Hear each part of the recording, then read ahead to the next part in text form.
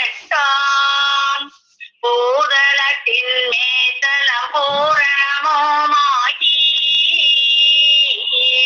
பிணியாகி பிணி தெரிக்கும் மருந்து மாகி ஈரலத்தின் மோதக பங்கெடுத்துங்கோதன் ரெங்குல சுக்கிரநாத உடம்பாய் நின்ற ஓதுமதி வேத கலை வாணி என்ற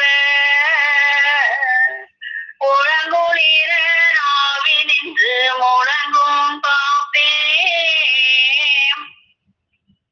வாழைமர வாக்கிற்கு எட்டாத அந்த வல்லவத்தை இந்த வஞ்ச நெஞ்சத்தை மாற்றி அறிய செய்த வான்துடிக்கும் வல்லதும் இந்த உலகத்தில் நஷ்ட வியாபாரமே செய்து வந்த எங்களுக்கு அதை உணர்த்தி இரு உலக லாப வியாபாரம் செய்வதற்கான கை முதலை அளித்த காமில்கள் அரசருக்கும் மாயும் முன்னே மாய்ந்த கலை பாய்ந்தவர்கள் கண்ட பின் பகிர்கின்ற உண்மையை எங்கள் இதயத்தில் நாட்டி மெய்வழியை பின்பற்றி நம் குலகுரு தெய்வம் பிரம்மோதிய மெய்வழிச்சாலை ஆண்டவர்கள் போற்றி வணங்கி எனது முத்தி தேர்வை தொடர்கிறேன். காடு என்ற தலைப்புல நான் மான்மியத்துல படித்த பகுதியும் அவர்கள் எவ்வாறு இந்த காடை பத்தி எப்படி விரிவாக விரிச்சுள்ளார்கள் எண்ணி காட்டியிருக்கிறார்கள் அப்படிங்கிறத உங்களோட பகிர்ந்துக்கலாம் அப்படின்னு வந்திருக்கேன். மாதவன் தவ செல்வ மருந்தை பரிசாக பெற்று மரண வறுமையை தீர்த்து கொண்டு மகிழ்ச்சி பூப்பில் இருக்கும் அனந்தாதி தேவர்களுக்கும் அனந்தகிகளுக்கும் அவர்களை தொடர்ந்து மெய்யென நம்பி அறிதற்கரிய பரிசு பெற நம் குல தெய்வத்தை விசுவாசிக்கும் யதார்த்த நன்மனத்திற்கும் அனைவருக்கும் எனது முதற்கண் நமஸ்காரத்தை தெரிவித்துக் கொள்கிறேன். இப்போ காடு அப்படின்னா என்ன அப்படின்னு பார்த்தா, காடுக்கும் இந்த நம்ம மெய்வழி ஞானத்திற்கும் என்ன ஒரு உறவு இருக்கு, சம்பந்தம் இருக்கு அப்படின்னு பார்த்தோம்னா மிகப்பெரிய சம்பந்தம் நிறையவே இருக்கு. காடுங்கிறத நான் எனக்கே ஆச்சரியமாக இருந்தது, இப்படியெல்லாம் ஒரு இது இருக்கே அப்படின்ட்டு. காட்டுக்கும் ஞானத்திற்கும் என்ன ஒரு சம்பந்தம் அப்படின்னு பார்த்தோம்னா, நம்ம இந்த பூமியில வாழ்ந்து கொண்டிருக்கிறோம் இல்லையா? அதாவது 2 பங்கு கடலாகவும் 1 பங்கு பூமியாகவும் இருக்கு. அப்போ இந்த பூமிய 2 பங்கு கடலானது சூழ்ந்து இருக்கு. அப்போ இந்த பூமிக்கு அழகு கொடுக்கிறது எது அப்படின்னா அந்த கடல் தான். பூமிய அப்படியே சூழ்ந்து அது ஒரு அழகை கொடுக்கிறது. இந்த பூமிக்கு அழகு கொடுப்பது எதுன்னா கடல் தான். அடுத்து இந்த பூமியை உற்று பார்க்கும் போது இதுவும் 2 பங்கு காடாகவும் 1 பங்கு நிலமாகவும் இருக்கு. நம்ம வாழக்கூடிய இந்த பூமியில 2 பங்கு காடுகளாகவும் 1 பங்கு நாம் வாழக்கூடிய இந்த நிலமாகவும் நமக்கு காட்சியளிக்கிறது. அப்ப இந்த 1 பங்குலதான் நம்ம இருக்கிறோம் இல்லையா? அப்ப காடு நமக்கு என்னெல்லாம் பலன் கொடுத்திருக்கு அப்படின்னு பார்க்க போனோம்னா, நாம் இப்ப இந்த பூமியில உயிர் வாழ்ந்துகிட்டு இருக்கோம். இப்ப உணவு நமக்கு தேவைப்படுது. வாழக்கூடியது 3 இது. உணவு இல்லாமல் கொஞ்ச நாள் வாழலாம் அப்படின்னு பார்த்தோம்னா வாழ்ந்துடலாம். உணவு இல்லாமல் சில நாள் வாழ முடியும். அதே மாதிரி தண்ணீர் இருந்தாலும் சில காலம் வாழ முடியும். ஆனால் நாம் சுவாசிக்கக்கூடிய அந்த பிராண வாயு, இந்த சுவாசம் இல்லாமல் 1 நிமிடம் இருக்க முடியுமா அப்படின்னு நம்ம சிந்திச்சோம்னா 1 நிமிடம் கூட நம்மளால இருக்க முடியாது இல்லையா? ஆனா உணவுக்கு நம்ம செலவு பண்றோம். செலவு பண்ணிதான் அந்த பதிப்பாடு நம்ம உண்கிறோம். நான் திருவையூர்ல இருக்கும் போது தண்ணி கூட காசுக்கு வரும் அப்படிம்பாங்க. தண்ணி காசுக்கு விற்பாங்களா அப்படின்னு ஒரு ஆச்சரியமா இருந்தது. ஆனா இன்று நம்ம கேன் வாட்டர் வாங்குறோம் இல்லையா? 50 ரூபாய் தண்ணியும் விலைக்கு வந்துருச்சு. அப்போ நம்ம விலை கொடுத்து அந்த தண்ணி அன்றாட குடிக்கக்கூடிய அந்த தண்ணியும் நம்ம விலை கொடுத்து வாங்கக்கூடிய அந்த நிலைமைக்கு நம்ம இப்போ வந்துட்டோம். இதே இந்த பிராணவாயு சுவாசிக்கக்கூடிய இந்த பிராணவாயுவை விலை கொடுத்து வாங்க முடியுமா அப்படிங்கிற மாதிரி நம்ம அது தோணவே இல்லை இல்லையா? ஆனா அந்த பிராணவாயு ஒரு தட்டுப்பாடு வந்துச்சு. எப்போ வந்தது? நமக்கு எல்லாமே இலவசமா கிடைச்சா அதை பத்தி நம்ம நினைக்கவே மாட்டோம். இப்ப கொரோனா வந்துச்சு. அப்போ இந்த மூச்சு திணறல் எப்படி இருந்தது? கொரோனா காலகட்டத்துல எங்க பார்த்தாலும் மூச்சு திணறு, சுவாசம், அதாவது சுத்தமான காற்று இல்லாம எவ்வளவு அவஸ்தைப்பட்டோம். அப்பதான் அந்த பிராணவாயுவோட அந்த அதோட இது தெரியுது, அதோட உன்னதம், அதோட மதிப்பு தெரியுது. அதாவது அந்த பிராணவாயு கொடுக்க 1 மணி நேரத்துக்கே 5000 ரூபாய் வேண்டி இருக்கு. அந்த அளவுக்கெல்லாம் நம்ம பேப்பர்ல எல்லாம் படிச்சோம். 1 மணி நேரம் அந்த சுத்தமான காற்றை சுவாசிக்கிறதுக்கு 5000 ரூபாய். அப்போ ஒரு நாளைக்கு 24 மணி நேரம், அப்ப கணக்கு பார்த்தீங்கன்னா 1,20,000 ரூபாய். ஒரு நாளைக்கு 1,20,000 ரூபாய் இந்த பிராணவாயு சுத்தமா நம்ம சுவாசிக்க. இதுக்கு விலை வைத்திருந்தா நம்மளால உயிரோட இருக்க முடியுமா? அப்போ அதுக்கு தட்டுப்பாடு ஏற்பட்டு அதோட உணர்வு என்னது அப்படின்னு தெரியும் போதுதான் ஆஹா, இறைவன் எப்படி ஒரு கருணையாளன் அப்படின்னு நமக்கு தெரியும். ஏன்னா உணவு கூட நம்ம போய் தேடி அடைஞ்சுதான் நம்ம சாப்பிட வேண்டியதா இருக்கு. அதே மாதிரி தண்ணியும் அதேதான். ஆனா இந்த பிராணவாயு நம்ம தேட வேண்டிய அவசியமே இல்லை. ஏன்னா அந்த மூக்கு பக்கத்திலேயே வச்சிருக்காங்க, நம்ம தேடி அடைஞ்சோட. அப்போ இறைவன் எவ்வளவு ஒரு கருணையாளன்ங்கிறத நம்ம இதுல இருந்து தெரிஞ்சுக்கிறோம். தெய்வம் சொல்றாங்க, வாக்கியத்துல மின்னி காட்டுறாங்க, உனக்கு சுமக்க முடியாததே நான் உன் தலையில் ஏற்றுவேன் அப்படிங்கிறாங்க. இப்ப பிராணவாயுவை நம்ம காசு கொடுத்துதான் சுவாசிக்கணும் அப்படின்னு ஒரு நிலைமை வந்தா நம்ம இருப்போமா? ஆனா கண் கூட பார்த்தோம், அந்த கொரோனா டைம்ல சுவாச மூச்சு திணறல் ஏற்பட்டு அந்த சுத்தமான காற்று எவ்வளவு விலை அப்படிங்கறத நம்ம கண் கூட பார்த்தோம். எதுவுமே ஒரு அனுபவம் இருந்தாதான் அதை நம்மளால உணர முடியும். இல்லைனாக்கா அது இலவசமா கிடைச்சா அதோட கணம் தெரியாது. அப்ப 1,20,000 நம்ம ஒரு நாளைக்கு செலவழிக்கிறோம்னா அன்னைக்கே நமக்கு மூச்சு நின்று போயிடும். அந்த அதாவது வியாதி வருதோ இல்லையோ அந்த அமௌண்ட்டை பார்த்தாலே, மதிப்பை பார்த்தாலே இவ்வளவு கிரயமா அப்படின்னு சொல்லிட்டு நமக்கு அதுலயே மூச்சு நின்று போயிடும். வியாதி வர வேண்டிய அவசியமே இல்லை. அப்போ இவ்வளவு ஒரு விலைமதிப்பு முடியாத அந்த பிராண வாயுவை இறைவன் இலவசமாக நமக்கு இருந்த இடத்திலே தருகிறார்கள் அப்படின்னா எவ்வளவு ஒரு கருணையாளன்கிறத நம்ம நினைச்சு சிந்திச்சு அதை நம்ம தோற்றம் பண்ணணும். அழுது வேண்டணும், தெய்வமே அதுக்கு ஒரு கிரயம் கொடுத்தா நம்மளால உயிர் வாழ முடியுமா? சொல்லும் போதே நம்மளால இருக்க முடியாது. அப்ப தெய்வத்தோட கருணைய நம்ம தினம் சிந்திக்கணும். சிந்திக்கும் போதும் அதோட கணம் என்னங்கிறது தெரியும். அதே மாதிரி அடுத்து பாத்தீங்கன்னா கடல் நீர் இருக்கு, அது அப்படியே ஆவியாகி மேகமாக இருக்குது. நம்ம மேகம் பாக்குறோம். அப்ப அந்த மேகம் நமக்கு மழையா தரணும் அப்படின்னா அது குளிர்ச்சி அடைஞ்சு மழை பொழியணும். அப்ப அது குளிர்ச்சி ஆகணும் அப்படின்னா அதோட வேலை காடுகள் தான் அது செய்யும். இந்த மரங்களோட அந்த குளிர்ச்சியான இதுதான் அந்த மேகத்தை மழையா ஆகும். அந்த குளிர்ச்சியான அந்த காற்று படவுமே மழையாக நமக்கு பொழிந்து நம்ம வாழக்கூடிய மழை இல்லைன்னா மனிதனால வாழ முடியுமா?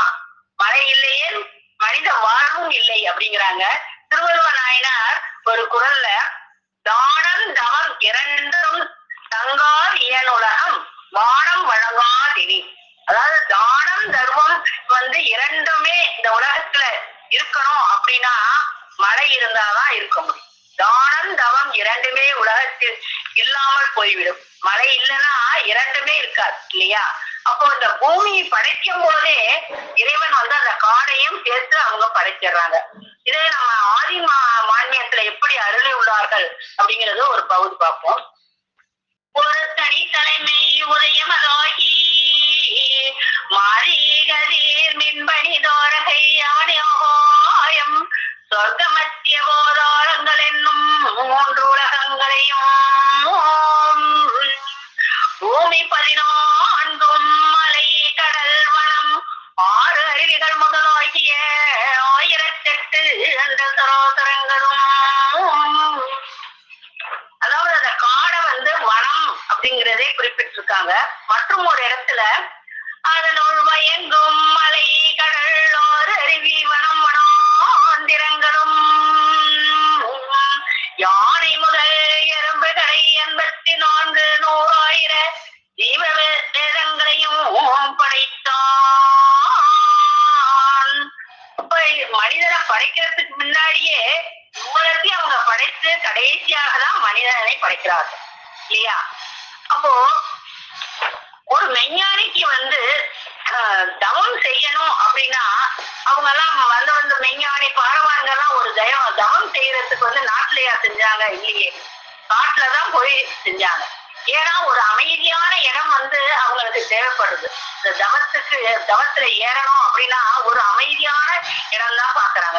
அப்போ ஒரு மலையான ஒரு மலை பிரதேசத்துல ஒரு குகையில போய் அவங்க தவம் செய்யறாங்க. நம்ம தெய்வமும் அப்படித்தான் செய்தார்கள் இல்லையா? திருப்பரங்குன்றம் அந்த மலை குகைக்குள்ளதான் இருந்து அவங்க தவம் செய்து சன்னதம் எல்லாம் பெற்றார்கள் இல்லையா? அதே மாதிரி காடுதான், அந்த அடர்ந்த காட்டுல போய் தான் இருந்து அவங்க தவம் செய்யறாங்க. அப்ப காடு மிகவும் அவசியமாக இருக்கிறது. தவம் செய்வதற்கு அவர்களுக்கு காடு மிகவும் அவசியமாக இருக்கு. நம்ம பாண்டிய தனிமலை விரானவர்களும் நம்ம தெய்வத்தை காட்டு பக்கம் தான் கூட்டிட்டு போனாங்க. அதுல அகில வளம் வரும் பருவம், அந்த ஒரு பருவத்தையே தெய்வம் அந்த காடுல என்னெல்லாம் இருந்தது, எப்படியெல்லாம் அந்த மரங்கள் செடி கொடி அங்க இருக்க வாழக்கூடிய அந்த ஜனங்கள் எல்லாத்தையும் வர்ணிச்சு சொல்லி வளர்றாங்க, சித்தரிக்கிறாங்க. அது ஒவ்வொன்றாக நம்ம பார்ப்போம். ஏன் காட்டுக்கு கூட்டிட்டு போனாங்க அப்படின்னா ஒரு பத்தியம் இருந்தாதான் அந்த மனம் அடக்கி அந்த தவத்துல ஏற முடியும். அப்ப அது என்ன பத்தியம், எப்படி எல்லாம் பத்தியம் வைக்கிறாங்கிறது நம்ம ஆதிமை உதய புராணத்துல தெய்வம் மின்னி காட்டுறாங்க. நீதி என்ற பிடரி கண் திறக்கும் காலம், நீ நிலத்து பெருங்காயம் கடுகள் எண்ணெய், வாதி என்ற மங்கையர்கள் காமம் தள்ளி, வாய்மூடிலகிரி முதற் புகையும் தள்ளி, ஆதி நாள் பத்திய மீறாராண்டு, ஆசான் தன்னிலானால் மணி தீரந்து, ஜோதியுடன் திசைநாத விளைவினாலே, சங்கு வல கரமாட்சி இடக்கை சக்கரம், கோடி முன் இருந்து வந்த பத்தியத்தோடே, கொடுங்காரம் புலியுடனே உப்பும் தள்ளி, பாடுகின்ற நெய் தேனும் பழம்பாலன்னம், பத்தியத்தின் நெறியில் நின்றால் நீராராண்டு, தாடி விடும் வழக்கை தொடி இடக்கை சூளம், காயூச்ச அரசரென வருவாயன்போல், பாடுகின்ற உன் பாட்டன் எனக்கு சொல்லி, பாடுபட்டேன் பலனெடுத்தேன் உனக்கும் சொன்னேன்.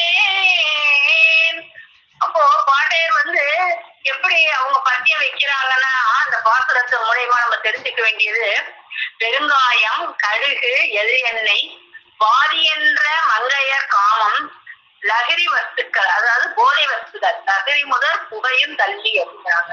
போதை வஸ்துக்கள் அதனுடைய அடுத்து என்ன சொல்றாங்க, கொடுங்காரம் புளி உப்பு, காரம் கொடுங்காரம் அப்படிங்கிறாங்க. கொடுங்காரம் புளி உப்பு இந்த எட்டையும் தள்ளி அவங்க பத்தியத்துல வைக்கிறாங்க. இது நாட்டுல இருந்தா முடியுமா அப்படின்னா நாட்டுல வாழ்ந்தா முடியாது இல்லையா? அதனாலதான் அவர்கள் காட்டுப்பகுதியாவே கூட்டிட்டு போனாங்க. அங்க இதெல்லாம் கிடைக்குமா? எதுவுமே கிடைக்காது. அப்ப அவர்கள் அங்க என்ன உணவாக உண்டார்கள் அப்படின்னா இயற்கை தரும் பழங்களை தான் அவங்க உணவாக எடுத்துக்கிறாங்க. அதே மான்மியத்துல எப்படி சித்தரிக்கிறாங்கன்னா, இடையிடையே வழியில் குமார் அவர்கள் மரம் ஏறுவதில் மகா சாமர்த்தியமானவர்கள் ஆதலினாலே, ஓங்கிய மரங்களின் உச்சி கிளைகள் இருக்கும் கனிகளை பறித்து இரானவர்களுக்கு தருவார்கள்.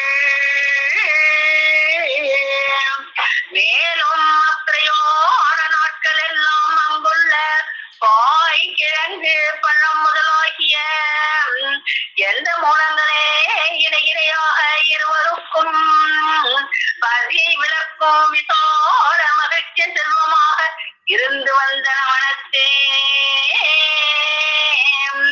அப்போ அந்த வனத்துல அவங்க என்ன பசியாடுறாங்க, எந்த மூலகங்களை, அதாவது காய் கிழங்கு பழம் எந்த மூலகங்களே அப்படின்னாக்க வாசை நிறைந்த அந்த பழங்களை தான் அவங்க வந்து உண்டு பசிப்பாட அறிஞ்சு அவங்க அந்த அகில வளம் வந்து தொடர்றாங்க இல்லையா.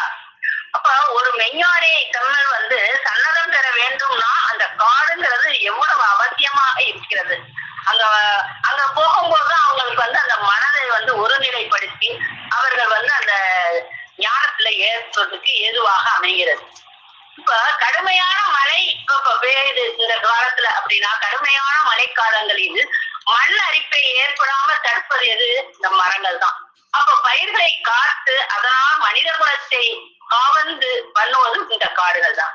அப்ப மனம் என்ற பேய்க்கு ஆட்பட்டு இறுதியில் எமனிடம் சிக்கி நரகனாக போகும் மனுமக்களை காப்பாற்றும் மனுமகனின் தவத்திற்கு உறுதுணையாய் இருப்பதும் இந்த காடுகளாகத்தான் இருக்கு இல்லையா. இது தெய்வம் வந்து ஒரு தடவை நைமிசாரண்ய வனம் சென்று அங்க தவம் இருந்தது சிறப்பா சொல்லுவாங்க.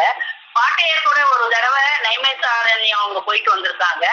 பின்னாடி வந்து பெரியம்மாவையும் கூட்டிட்டு அங்க வந்திருக்காங்க. அந்த நிகழ்வை பார்ப்போம்.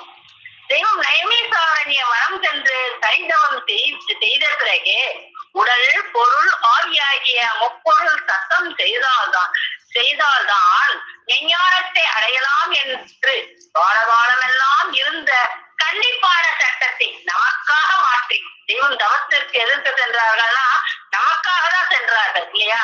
நம் எல்லோருக்கும் இந்த மெய்மை ஜீவ ரட்சிப்பு பரிசை எளிதாக வழங்குகிறார்கள். அப்போ இது வந்து அந்த ஞானத்தை ஒரு புரட்சி அப்படின்னு சொல்லாமா. அவங்க இருந்த காலம் வரைக்குமே உடல் பொருள் ஆவியை தத்தம் செய்து மக்கள் மனை எல்லாத்தையும் சொந்தம் வல்லம் எல்லாத்தையும் விட்டுதான் அந்த காட்டுக்கு செஞ்சுட்டாங்க, துறவு கொண்டாங்க இல்லையா. அதெல்லாம் நமக்கு தெரியும். அப்போ இவ்வளத்தையும் அவங்க வந்து எதற்காக விட்டு சென்றார்கள்? நமக்காக. நம்ம அப்ப இதுல ஏதாச்சும் ஒன்னாச்சும் விடுறோமா? இல்லையே. அப்போ நம்மளோட இந்த ஜீவ ரட்சிப்பு கொடுக்கறதுக்குதான் அவங்க வந்து இவ்வளவு பாடுபட்டு இருக்காங்க இல்லையா. இது வந்து ஒரு யுக புரட்சி அப்படின்னே நம்ம எடுத்துக்கலாம். அப்ப நைமிசாரண்ய வனத்திற்கு அவங்க வந்து பெரியம்மாவை கூட்டிட்டு போகும்போது எப்படி அழைத்து சென்றார்களாம்னா வனத்திற்கு போகக்கூடிய அந்த பொருள்லாம் இருக்கும் இல்லையா. என்னென்ன வாங்கிக்கிட்டாங்க அப்படின்னா அரிவாள், காந்தக்கல் பதித்த கம்பு, தோல் உடை இதெல்லாம் வாங்கிக்கிறாங்க. அடுத்து நைமிசாரண்யம் செல்லும் முன் அவங்க வந்து பெரியம்மாவுக்கு வந்து வில்வித்தை கத்து கொடுக்குறாங்க. அங்க போய் இருக்கிறதுக்கு அங்க வந்து விலங்குகளா இருக்கும். இவங்க வந்து தவத்துல இருக்கும் போது காவல் பார்க்கணும்னு இவங்கதான் காவலா இருக்கிறாங்க. அப்ப வில்வித்தை வந்து கத்து கொடுக்குறாங்க. அந்த வில்லு வந்து இவங்களே செய்யறாங்க. மூங்கிலை வில்லாக வளைத்து காட்டி பின் குச்சிகளில் களிமண் உருண்டை வைத்து குறிபார்த்து அம்பு எய்வதற்கு கற்றுக் கொடுத்தார்கள். அந்த குச்சியில வந்து களிமண் உருண்டையை வச்சு குறிபார்த்து எப்படி அடிக்கணும் அப்படிங்கிறத பெரியம்மாவுக்கு தெய்வம் சொல்லி கொடுக்குறாங்க. அப்போ அவர்களும் அதை கவனமோட இது பண்ணி அந்த குறி தவறாமல் அம்பு விட அவங்களும் பழகிக்கிறாங்க. அப்ப அதெல்லாம் செஞ்சுதான் அடுத்து எங்க போறாங்கன்னா படர்ந்து அடர்ந்த இருண்ட காட்டுக்கு கிளம்புறாங்க. அந்த காடு எப்படி இருந்துச்சா படர்ந்து அடர்ந்த இருண்ட காடுங்கிறாங்க. அப்ப எந்த அளவுக்கு மரம் வந்து பக்கம் பக்கமா இருந்தாக்க இருந்த அந்த வெளிச்சமே உள்ள நுழையாத அளவுக்கு இருக்கு அப்படின்னா எவ்வளவு அடர்ந்த காடா இருக்கும் நம்ம வந்து நினைச்சு பார்க்கணும். அப்ப அங்க வந்து மா, பழம், வாழை, கமுகு, கொய்யா இந்த விருட்சங்கள் தான் ஏராளமாக இருந்ததாம். அப்ப அந்த கனி வர்க்கங்களே அவங்க வந்து பசியாறி அந்த காடுகளுக்கு வந்து அவங்க தர்றாங்க. அப்போ அந்த காட்டுக்குள்ள போகும்போது ஒரு குறிப்பிட்ட தூரம் வரைக்கும் தான் அந்த மனித சஞ்சாரம்லாம் அந்த மக்கள் வாழக்கூடிய இடம். அதையும் தாண்டி போகும்போது இரு பக்கமும் வந்து ஒரு விதமான புல் முளைத்து இருந்ததாம். அதுல வந்து அந்த ஒத்தையடி பாதையிலேயே அவங்க இன்னும் மேலும் மேலும் உள்ள போய்கிட்டே இருக்காங்க. அப்ப அந்த இடத்துல யாருமே இல்ல. அப்ப உள்ள போகும்போது அந்த வழி பிரயாணம் ஃபுல்லா பசிக்காக என்ன பசியாடுறாங்கன்னா அங்க இருக்கக்கூடிய அந்த பழம், காய், கிழங்கு அதெல்லாம் இவங்க உண்டு மகிழ்ச்சியா பசியாடிட்டே வருவாங்க. இப்ப பெரியம்மாவுக்கு வந்து இந்த பழமே சாப்பிட்டுருக்கனால கொஞ்சம் அரிசி சோறு சாப்பிட்டா நல்லா இருக்குமே அப்படின்னு இவங்களுக்கு ஒரு ஆசை வந்திருக்கு. பழங்களே நம்ம சாப்பிடுறோமே. அப்ப ஒரு தடவை என்ன பண்ணாங்க தெய்வத்திடம், எனக்கு அரிசி சாதம் சாப்பிடணும் போல இருக்கு அப்படின்னு கேட்டாங்களாம். அப்போ அரிசி சாதம் அவங்க கேட்டுட்டாங்களே அப்படின்ட்டு ஒரு நாள் முழுவதுமாக அவங்க வந்து இந்த மூங்கில் மரம் இருக்கு இல்லையா, மூங்கில் அரிசி, அந்த அரிசியை ஒரு நாள் முழுவதும் தேடி அதை கண்டுபிடிச்சு அதை எடுத்துட்டு வந்து மூங்கில் மரம் பாத்தீங்கன்னா 70 வருடமா அந்த மூங்கில் அரிசி வர்றதுக்கு 70 வருடம் ஆனாதான் அந்த மரத்துல இருந்து அந்த மூங்கி அரிசி வருமா.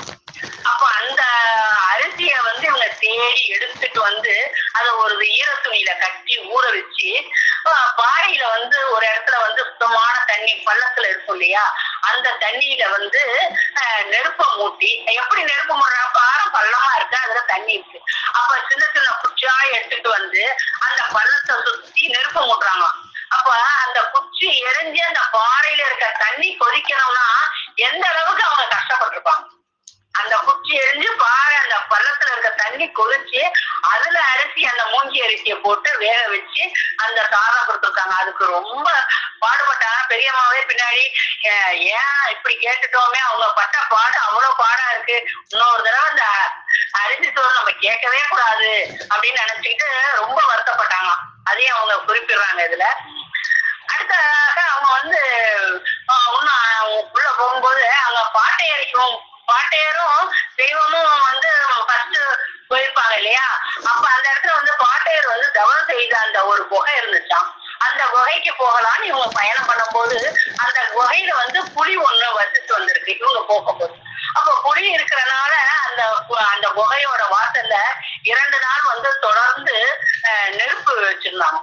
நெருப்பு மூட்டி அனல் வைக்கவும் அந்த புலி வந்து என்ன நெருப்பு எரியுதுன்னு சொல்லிட்டு அந்த இடத்துல இருந்து கிளம்பி அது காலி பண்ணிட்டு போயிடுச்சான். அதுக்கப்புறம் இருவருமாக அந்த புகையை சுத்தப்படுத்தி அங்க வந்து தெய்வம் தவம் இருந்ததா இந்த இதுல வந்து குறிப்பிட்டிருக்காங்க.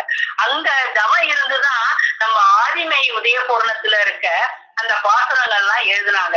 என்னென்ன அங்க வந்து உண்டானது அப்படின்னா, ஞான அகவல், குருமுராதி, முறிது சுருக்கம், ஞானக்குரல், அந்த சகல வேதங்களையும் வந்து அங்கதான் வந்து தெய்வம் வந்து எழுதி நமக்கு வந்து கொடுத்துருக்காங்க, அருளி இருக்காங்க.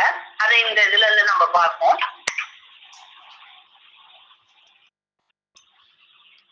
அப்போ இறைவன் படைத்த இந்த காடை வந்து நம்ம பார்த்து ரசிச்சிருக்கோமா அப்படின்னாக்க அத ரசிச்சதும் இல்ல. அதோட பயனை நினைச்சு இவ்வளவு பயன் நமக்கு தெய்வம் கொடுத்துருக்காங்களே அப்படின்னு நினைச்சு நம்ம இறைவனுக்கு நன்றி சொல்லியிருக்கோமானா அதுவும் இல்லை. நம்ம என்னமோ வாழ்றோம், இருக்க பசியாரம் அப்படிதான் போறோமே தவிர இதெல்லாம் ஒண்ணையும் நம்ம எடுத்து நினைச்சு பார்த்து இறைவனுக்கு நம்ம நன்றி செலுத்தணும். இனிமையாச்சும் நம்ம ஒவ்வொன்றையும் நினைப்போம். அதற்காக தான் நம்ம இந்த மாதிரி சபையெல்லாம் கூடி நம்ம வந்து உறவாடுறது. இதையும் வந்து ஒரு பாத்திரத்துல அதாவது காட்டுல உள்ள அந்த மூலிகை செடிகள்லாம் எப்படியெல்லாம் இருக்கு. இப்ப ஒருத்தவங்க கிட்ட போய் எங்கம்மா ஒரு மரம் சொல்லுங்க, ஒரு 10 மரம் பெயர் சொல்லுங்க அப்படின்னா ஒரு 4-5 வரிசையை கடகடன்னு சொல்லிடுவோம். அதுக்கப்புறம் பார்த்தா கொஞ்சம் திணறுவோம். ஒரு 10 மரம் நம்மளால கண்டினியூஸா சொல்ல முடியாது. ஆனா தெய்வம் வந்து மான்மியத்துல அழகா அப்படியே வர்ணிச்சு சித்தரிச்சிருப்பாங்க. ஏன்னா படைத்த கர்த்தா அல்லவா, அவங்க எப்படி கொடுத்திருக்காங்கிறத நம்ம பார்ப்போம். ஆதிமான்மியத்திலிருந்து இவ்வாறாக சிறிது நாளே கோயம்புத்தூரில் இருந்து அதை விட்டு நீங்கி வேறு திசையின் வழியாக தரம் பிடித்து நோக்கி நடந்து வருகையில் பரபரவோம் நகரம், காடு கரடுகளும் குன்று குழி எதிசாமேடுகளும் அது தொண்டை ஆதலை நாவேம்பு வேம்பு மலை வேம்பு ஆத்தி அத்தி நொச்சி திகழும் கும்மணி கொடும்பை குள்காரை கீழ்வாகை பூடாமணிக்கோரை அழுதீர் விழுதி வெட்டி செந்திட்டி வேவிலாமிச்சை சிட்டி பிறண்டை தேப்பன் நன்னாரே செழுநீரோடை வண்டல்கள் ஓரக்கங்குகள் எங்கும் வேர் விழுந்தோறும் தோடை செந்தோடை குப்பல்களும் கொருக்கு முக்கோரை தம்பையும் நாளை சிரிக்கி சிறியாரங்கை கரிசலான் துளக்கி தூதுவரை தட்டாச்சி நெங்கி சுத்தி முடக்கத்தான் வருகலானும் கோவை துவரை குறித்தலை பாவை சென்னாயுருவியும் தெலங்கை கட்கொடியும் வெற்பாவை முள்ளி கற்பூரவல்லி நீல கொழுஞ்சை கீழா நெல்லியும் நீட்டுடை பறந்த காட்டகத்தினிடத்தே. இத்தனையும் வந்து அவர்கள் எப்படி வரிசைப்படுத்திருக்காங்க, இத்தனையும் வந்து மூலிகைகள் வந்து வரிசைப்படுத்தி சொல்லியிருக்காங்க. நமக்கு வந்து வேப்ப மரம் எடுத்தோம்னா ஒரு வேப்ப மரம் தான் சொல்லுவோம். ஆனா அவங்க எப்படிதான் நார்வேம்பு, வேம்பு, மலைவேம்பு அதுலயே வகையெல்லாம் சொல்லி இருக்கிறாங்க. இதெல்லாம் நமக்கு வந்து தெரியுமானாக்கா அவங்க சொல்லலைன்னா நமக்கு தெரியுமா? ஒவ்வொருத்தையும் பார்க்க தெரியுமானா தெரியாது. இப்ப அந்த காலத்துல கூட அந்த வேப்ப மர குச்சியதான் வச்சு பல்லு துளக்கணும்பாங்க. அப்ப அந்த கசப்பு வந்து நம்ம எடுத்துக்கிறதே இல்லை. அந்த கசப்பு எடுத்துக்கிட்டாதான் அந்த வியாதியே வராது. அதுக்காக அந்த கசப்பை வந்து எடுத்துக்கணுங்கிறாங்க. ஆனா இப்ப நம்ம நாகரிகங்கிற பேர்ல வந்து பேஸ்ட் எல்லாம் வச்சு நம்ம பல் தேய்க்கிறோம். அப்ப பல் சொத்தையாகுது, பல் விழுது, ஈருது, ஆயிடுது. ஆனா அந்த காலத்துல வந்து உறுதியா இருந்தாங்க ஒவ்வொரு மனிதனும். ஏன்னா எல்லாமே அந்த இயற்கை ஒட்டுதான் அந்த வாழ்க்கையும் அவங்க வாழ்ந்தாங்க. இப்ப இந்த காலத்துலதான் வந்து அந்த பல்குச்சியை எடுத்து விளக்குறோமானா இல்ல. அதே மாதிரி குழந்தைங்களுக்கு எல்லாம் வந்து இந்த கொழுந்து இலைய வந்து அரைச்சு கொடுப்பாங்க. வயிறு சுத்தமாகட்டும்னு வேப்பம் கொழுந்து அரைச்சு கொடுக்கறது, விளக்கெண்ணெய் கொடுக்கறது. அப்ப அது மாதிரி கொடுக்கும்போது அந்த குழந்தைகள் வந்து ஆரோக்கியமா இருந்துச்சு. எந்த வியாதியுமே இல்லாம ஒரு எதிர்ப்பு சக்தி இருந்துச்சு. இந்த காலத்து குழந்தைங்களுக்கு ஏதாச்சும் இருக்கானாக்க ஒண்ணுமே வெளியே விளையாண்டா கூட ஏதாச்சும் சளி பிடிச்சிருது, ஏதோ ஒண்ணு வியாதி வந்துருது. இப்ப எதிர்ப்பு சக்தியே இப்ப இல்லாததுக்கு காரணம் வந்து நம்ம இந்த மாதிரி எல்லாம் செய்யாம மறந்து போனதுதான். அதனாலதான் அந்த புராண காலங்களே அந்த கடவுளுக்கெல்லாம் ஒவ்வொரு மூலிகை செடியே வந்து விருப்பமான ஒரு மூலிகையா ஒவ்வொரு கடவுளுக்குமே எடுத்து வச்சிருக்காங்க. அதாவது சிவபெருமானுக்கு உகந்தது வந்து என்னன்னு பாத்தீங்கன்னா வில்வ இலை. அப்ப சக்திக்கு மாரியம்மா அவங்களாக சக்திக்கு என்னன்னா வேப்பிலை சொல்லுவாங்க. அதே மாதிரி விநாயகருக்கு அப்படின்னு பாத்தீங்கன்னா அருகம்புல் சொல்லுவாங்க. இப்ப கங்கை அம்மனுக்கு என்னன்னா மாவிலை சொல்லுவாங்க. திருமாலுக்கு துளசி, பிரம்மாவுக்கு அத்திரை. அப்ப ஒவ்வொரு கடவுளுக்குமே ஒவ்வொரு விருப்பமான ஒரு மரம் சொல்லிட்டு அந்த மூலிகை செடியை வந்து எடுத்து வச்சிருக்காங்க. அப்ப அந்தந்த கோயில பாத்தீங்கன்னா அந்த இலைகள்லாம் அதுல போட்டு தீர்த்தம் கொடுப்பாங்க. அதை வாங்கி குடிக்கும் போது நம்ம மனிதர்கள் வந்து இவங்களுக்கு வந்து நமக்கெல்லாம் என்ன நோய் எதிர்ப்பு சக்தி வந்து அதுல இருந்து கிடைக்குது.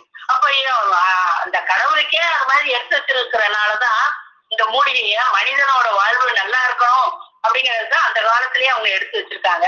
அதே மாதிரி இப்ப நமக்கு நம்ம பொன்னரங்க தேவாலயத்திலயும் வந்து ஒரு விருட்சம் இருக்கு. அது என்ன விருட்சம்? இங்க என்ன மரம் எடுத்து வச்சிருக்காங்க சொல்ல முடியுமா? இங்க என்ன அப்படின்னாக்கா அதே வேப்ப மரம் தான் சொல்றாங்க. வேம்பு விருட்சம் தான் சொல்றாங்க. ஏன் வேம்பு மரம் அப்படின்னாக்கா பாட்டையர் அவர்கள் வந்து முதல்ல சந்திச்ச இடம் எங்க? நம்ம தெய்வம் வந்து வேப்ப மரம் தான். அத மான்மியத்துல மின்னி காட்டுறாங்க.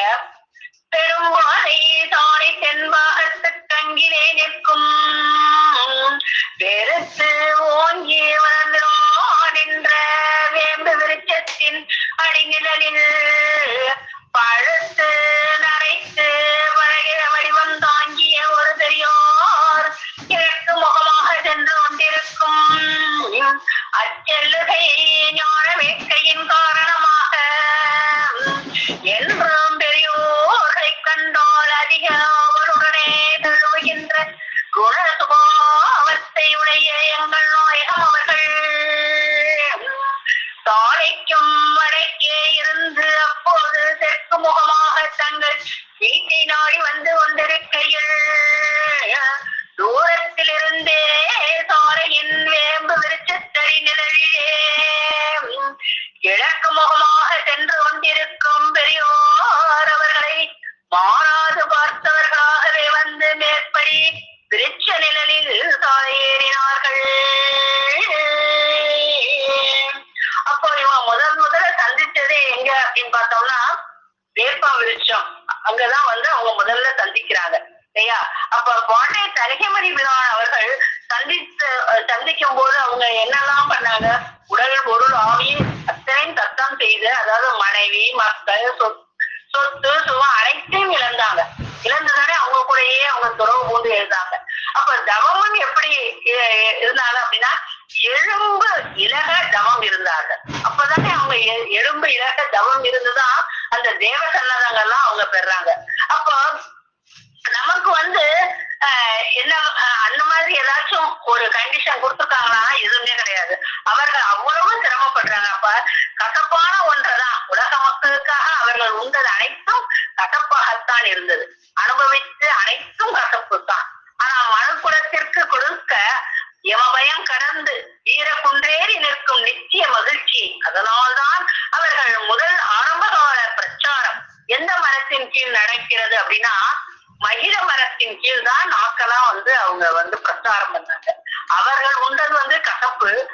இந்த உலக மக்களை உய்விக்க அவர்கள் எடுத்துக்கொண்டது முதல்ல அவங்க பிரச்சாரம் பண்ணது மகிழ மரத்தடியில தான் அவங்க பிரச்சாரம் தொடங்குறாங்க. அதையும் ஆதி மான்மியத்தில குறிப்பிடுறாங்க.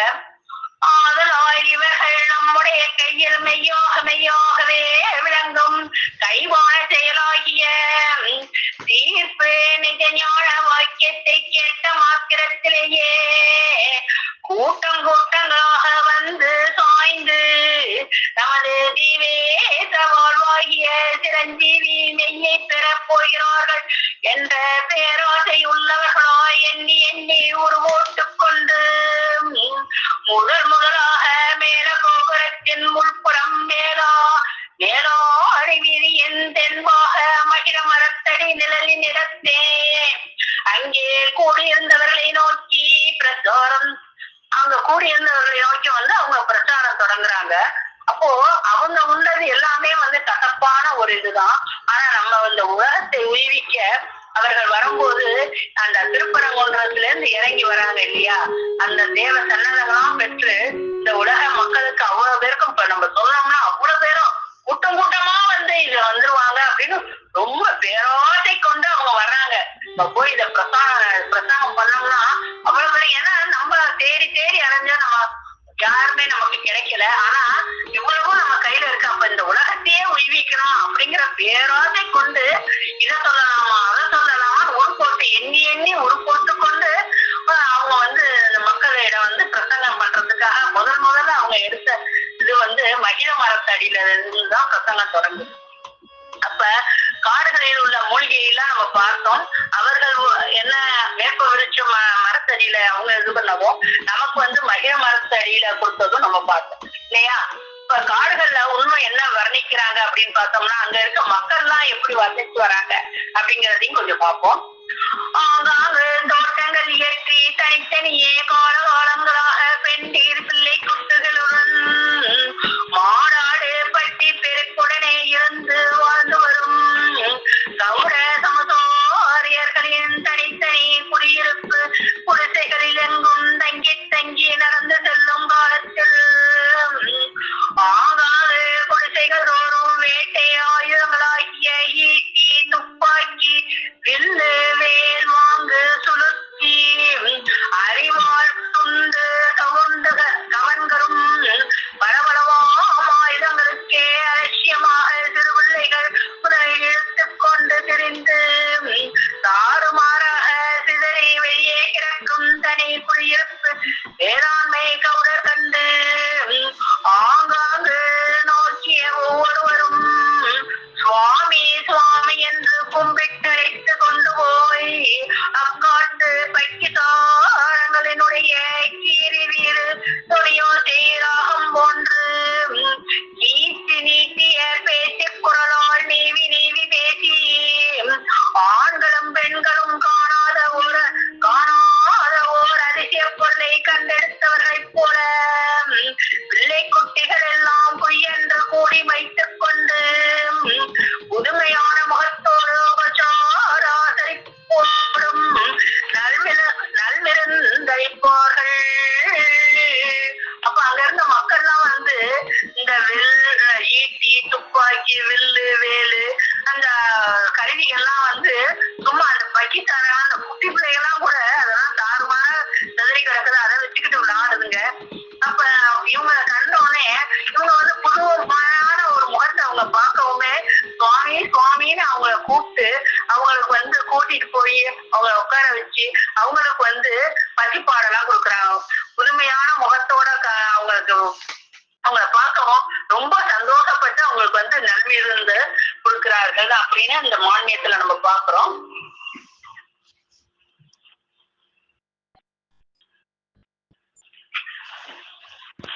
பார்த்தோம். அடுத்து அந்த பறவை இனங்கள்லாம் அவங்க எப்படி அவங்க வர்ணிக்கிறாங்க அப்படிங்கிறதையும் நம்ம கொஞ்சம் பார்ப்போம். திசைத்தரம் மாறும் திரள் மணந்தங்கே கூவும் குயிலும் கூட்டம் புறாவினம் மணிப்புறா தவிட்டு மாடப்புறாவும் காணாங்கோடையும் கௌதாரி பாடை வானம்பாடி வல்லூர் ஆந்தை செம்புத்து தேவர் தெங்காழி நாரை வாடோடி நீண்ட மணிசலான் சித்து முருக்கன் சித்து முள்வேலி சித்து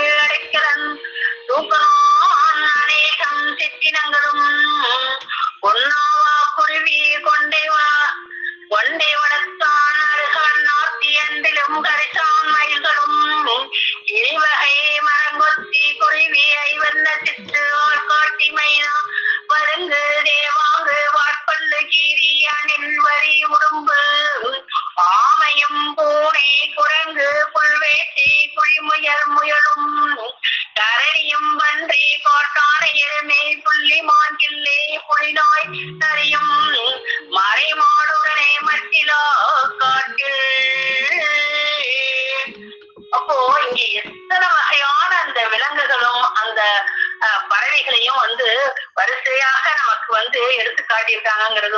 இதெல்லாம் சொல்லலாம் நமக்கு தெரியுமா? இதுல நிறைய இதெல்லாம் நமக்கு தெரியாது. இந்த பறவை இனத்துல இத்தனை இருக்காங்கிறது தெய்வம் குறிப்பிடலாம் நமக்கு தெரியுமானாக்க அது பேரும் தெரியாது. அதை இது வரைக்கும் பார்த்துக்கவும் மாட்டோம் இல்லையா? அப்போ இதுல இன்னும் ஒரு சிறப்பானது என்ன கொடுக்குறாங்க அப்படின்னா, வண்டுகளை பத்தியும் அவங்க குறிப்பிடுறாங்க.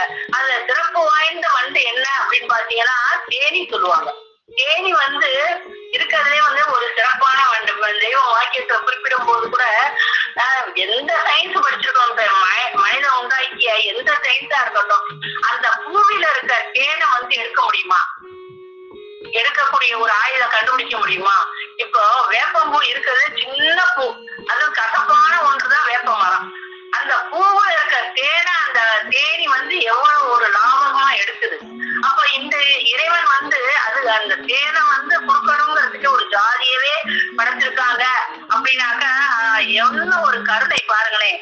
அந்த தேனிய நம்ம அதுல இருந்து அந்த பூவுல இருந்து இல்லைன்னா நமக்கு எடுக்க தெரியுமா? அதுக்குன்னு ஒரு ஜாதியை படைச்சிருக்காங்க. அப்போ இந்த வண்டுகளே தேனின்னு சொல்றாங்க. வண்டுகள் சொல்லிட்டு வரும்போது, எங்கனம் நிறைந்த இறைச்சலின் துணையும் பொன்வண்டு, விரியன் வண்டு, கருவண்டு, வாதுமை வண்டு, கொழுஞ்சியன் வண்டு, செவ்வண்டுடனே செல்வண்டு, இறைச்சல், பாப்பார வண்டு, வஞ்சவர்ண வண்டு, மரகத வண்டு, மாணிக்க வண்டு, கொழுக்க வண்டுடனே மூவர்ண வண்டு, எரியூர் வண்டு,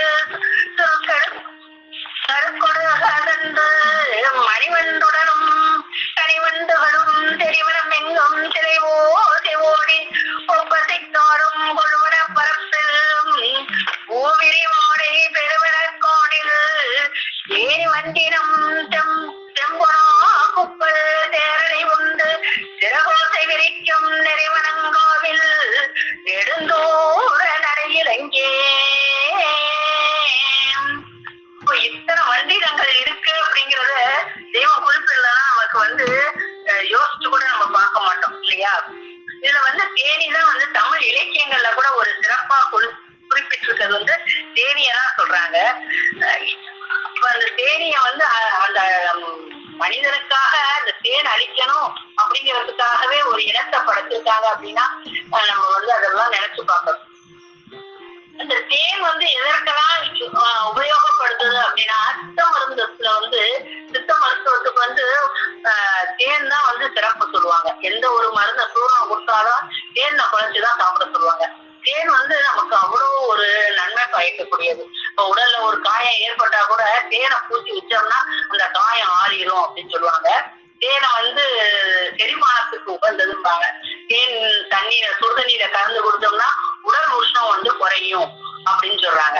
அப்ப தேன் ஒரு அமிர்தம் இல்லையா? தேன் என்பது இறைவனால் மனிதனுக்கு கொடுக்கப்பட்ட ஒரு அமிர்தமான ஒரு உணவு. அப்ப இத தேன் அந்த காட்டுல தேன் கூட்டம் எப்படி அந்த வேடர்கள்லாம் அதை எடுத்தாங்க அப்படிங்கிறதும் தெய்வம் மான்மியத்துல குறிப்பிடுறாங்க. ஆகாயமளாவிய ஓங்கி வளர்ந்திரோன் என்ற மறக்க விடுதலில் இன்னோடி உயர்ந்த பல சரிவு பர்வத குன்றுகளில் எட்டி ஏற முடியாத பயங்கரமான உயர்ந்த ஓர ஓட்டுகளிலே இருக்கும் இருள் பூண்டே அக்காட்டினிடத்தே ஓடி பறந்து கிடக்கும் கொடிகளினை பிடுங்கி நீண்ட பெரிய வடமாக முறுக்கி திரட்டி எடுத்து இடுப்பில் கட்டி கொண்டு அங்கிருந்து விண்ணலோவிய தூரத்தில் இருக்கின்ற தேன் பூண்டுக்கு நேராக கைப்பிடி வடிவில் இறங்கி அந்தரமாக தொங்கிக் கொண்டு உண்ணி ஊஞ்சலாடி பாய்ந்து ஈட்டிக் கொண்டு குறிவைத்து குத்தி தள்ளுவதற்கு எரிகொள்ளி சுழுத்து காட்டி பேசு தேன் கூட்டினை பட்டையாக கீழே தள்ளுவார்கள். அப்படியே இதை விரிச்சுக்கிட்டே போறாங்க. அப்ப அங்க இருக்க அந்த அவங்களோட பிள்ளைகள் எல்லாம் என்ன பண்ணுவாங்கன்னா, அந்த தேன் அந்த விண்ணலாவி அவ்வளவு தூரத்துல இருந்து அந்த மழையில இருந்து விழுகும் போது கீழே அந்த குச்செல்லாம் வந்து இலை, வாழை இலை, தாமரை இலையெல்லாம் போட்டு அதை வந்து அந்த பக்கிசாரங்கள்லாம் சேர்ந்து அந்த தேனை வந்து அப்படி உடம்புடமா சேகரிப்பாங்க. அதுவும் அந்த மானியத்துல விரித்து கொண்டே வருகிறார்கள்.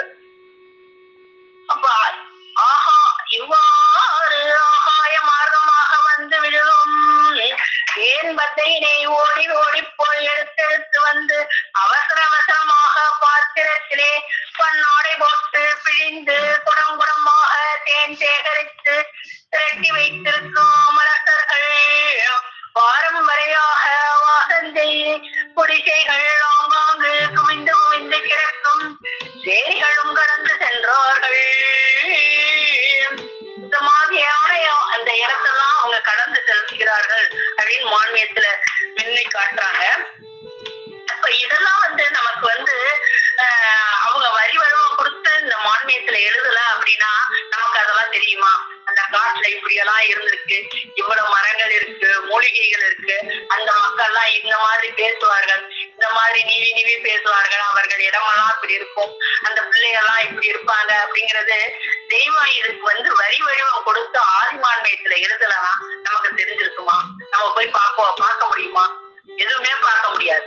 அப்போ அவர்கள் அந்த எழுதுறத நம்ம படிச்சாலே அந்த இடத்துக்கு நம்ம போற மாதிரி இருக்கு.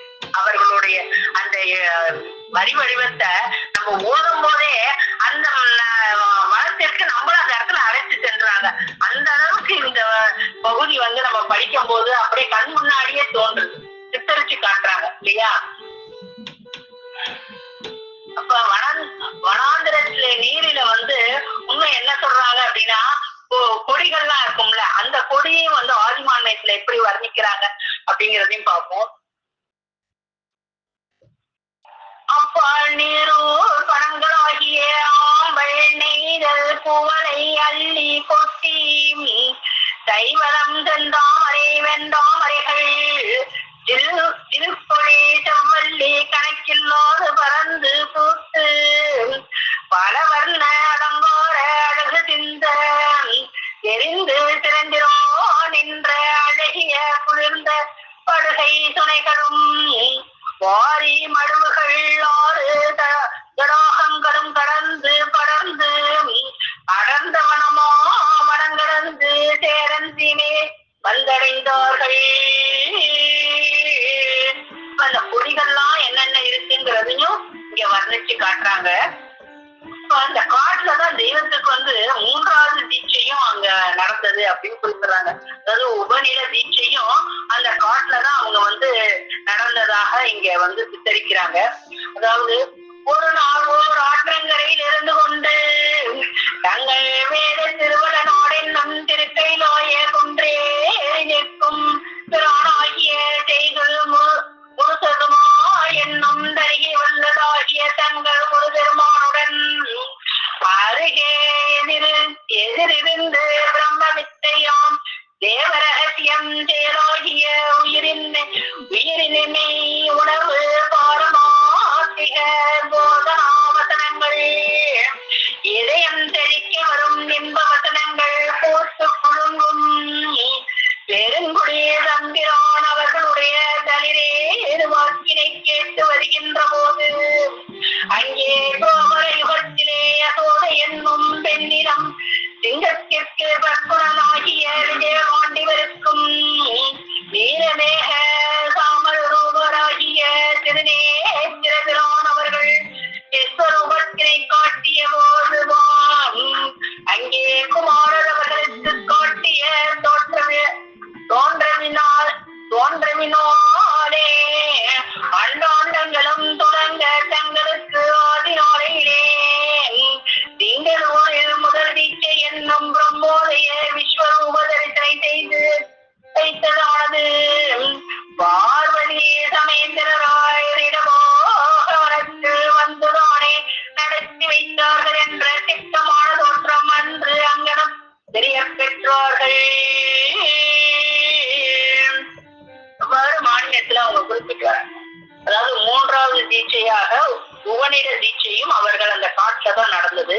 அடுத்தபடியா தெய்வம் அவர்களுக்கு வந்து அந்த பிடரிக்கண் திறந்து 12 ஆண்டுகள் கழிச்சு அவங்க குருபிரானை தொடக்கூடிய ஒரு முழு யோக்கியதை உடையவர்களாக ஆனதும் அந்த காட்டுலதான் அப்படின்னு சொல்றாங்க.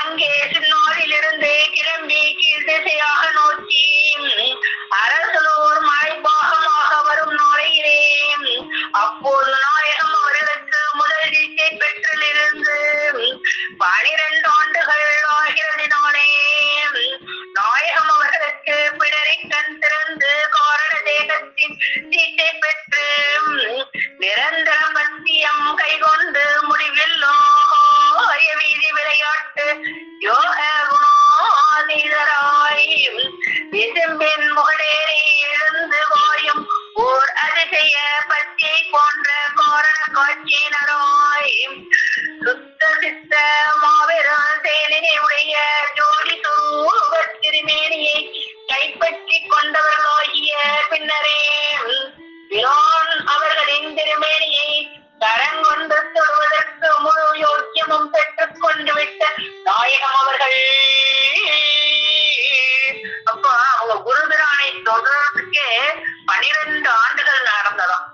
அதற்கப்புறம் தான் முழு யோகியம் அவர்களை தொடக்கூடிய ஒரு இது வந்தது அப்படின்னு இங்க மானியத்துல சித்தரிக்கிறாங்க. இன்னும் இத படித்து கொண்டே போலாம். இன்னும் இருக்கு, நம்ம திருப்பி தொடருவோம். எனது முத்தி கேள்வி தொடரும். நமஸ்காரம் அக்கா.